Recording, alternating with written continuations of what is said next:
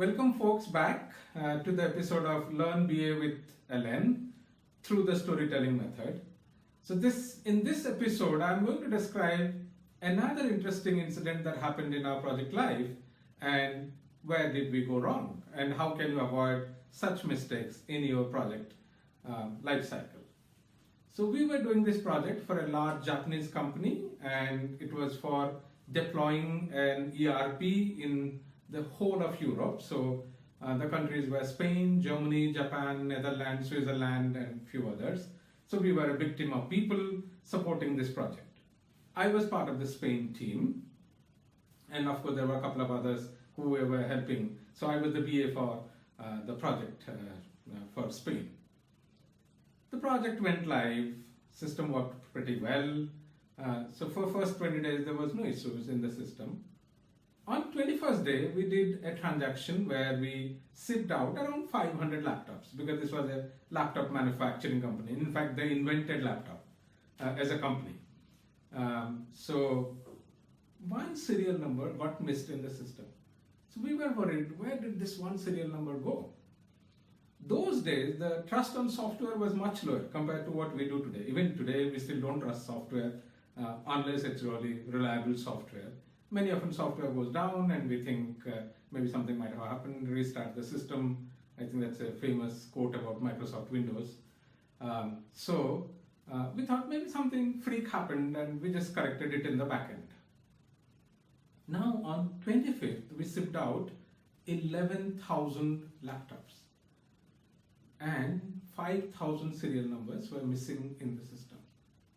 So I remember that night, my client manager was Jose Maria Vidal, a fairly elderly gentleman. I was there, my colleague Gurpreet was there. And then we are just simply stuck. The client has asked the carriers to come in and take the goods. They're waiting in the warehouse. The warehouse has all the items, but we don't have a trace of these 5,000 serial numbers. And it took us about 48 hours of non-stop investigation to figure out what actually happened. And because of our stupidity, whatever you call, the entire project got postponed by 6 months. Because other countries, when they looked at our performance and said, hey guys, look at Spain, what happened to them? If that could happen to Spain, it could happen to Germany or France or Netherlands, which are slightly bigger or much bigger entities compared to Spain. When we look back and we analyze the situation, it was because we did not have a concept of scalability as a requirement to our system development.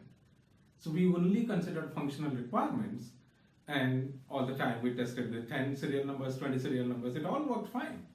And now when the system was loaded with, say, 10,000 plus serial numbers at the same time, it simply couldn't handle. So the learning from this story is to remember that there is something called non-functional requirements, and surprisingly some people think because the word non comes, it means non-critical requirements. In my personal opinion, non-functional requirements are even more critical than your functional requirements. In fact, you can change your FRs much easily. It's not very hard to change an FR, but changing an NFR on the fly is probably impossible. And I have had projects which could be shelved completely because they couldn't scale up to the requirement that the client had. So my friends, remember NFR is very critical and you must take good care of NFRs. You'll be glad to know that we Adaptive as a company have produced an NFR template which lists about 50 NFRs. Where do they apply? How can you test them? So do go and visit our website adaptiveus.com and explore this product called NFR template. Thank you.